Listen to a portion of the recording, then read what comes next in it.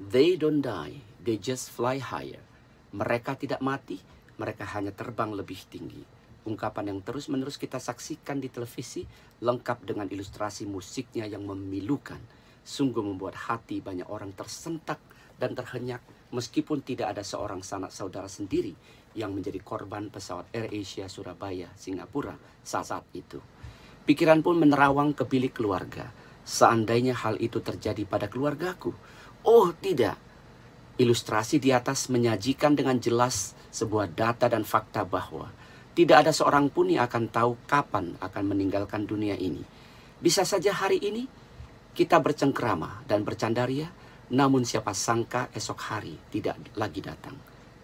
Mungkin pula kita sangat yakin pada kehidupan ini karena fisik dan psikis masih sehat dan kuat. Namun siapa sangka besok lusa ajal akan menjemput, bukan dari kesehatan fisik, jasmani, rohani, tapi dari sisi yang lain. Sebagaimana yang terjadi pada keluarga tercinta dari pesawat nahas di hari Minggu itu. Sungguh sebuah kisah sedih di hari Minggu yang tidak pernah terduga atau diduga. Saudaraku, hidup ini tidak pasti. Kematianlah yang pasti. Tidak seorang pun yang akan tahu apakah ia akan terlahir kembali setelah kematian ini. Tidak pula ada yang tahu jika kelahiran kembali itu ada, apakah akan membuat kehidupannya lebih baik. Namun ada satu hal yang pasti, yaitu kematian. Setiap orang akan mati. Kaya miskin, pandai pandir, tampan cantik jelek, tinggi pendek, pejabat penjahat, dan seterusnya. Semuanya tidak akan mampu menawar takdir kematiannya.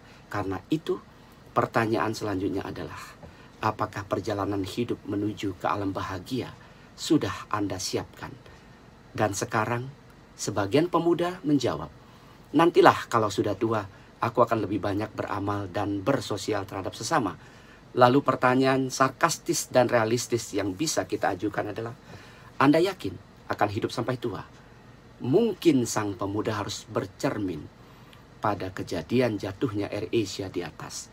Ada korban yang berusia belasan tahun, ada pula yang lebih dari setengah abad, dan seterusnya. Jadi, apakah usia muda menjamin hidup lebih lama?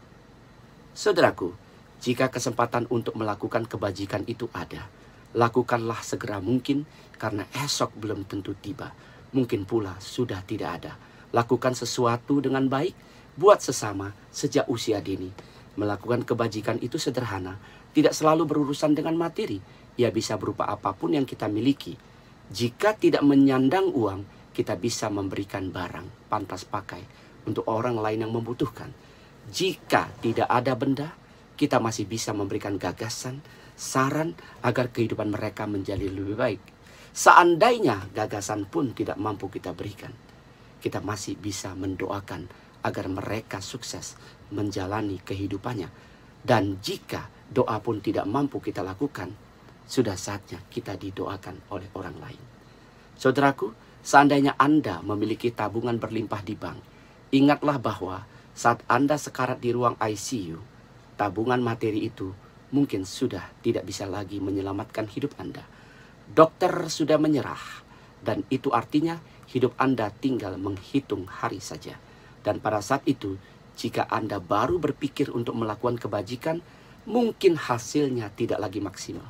Pertama, karena perbuatan itu sungguh terlambat, walaupun tetap baik.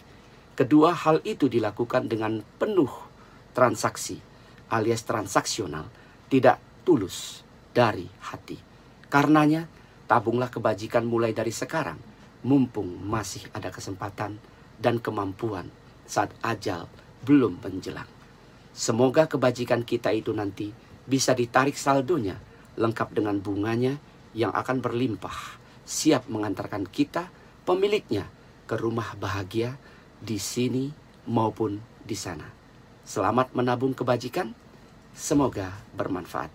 Saya Poni Janleo, salam mantap.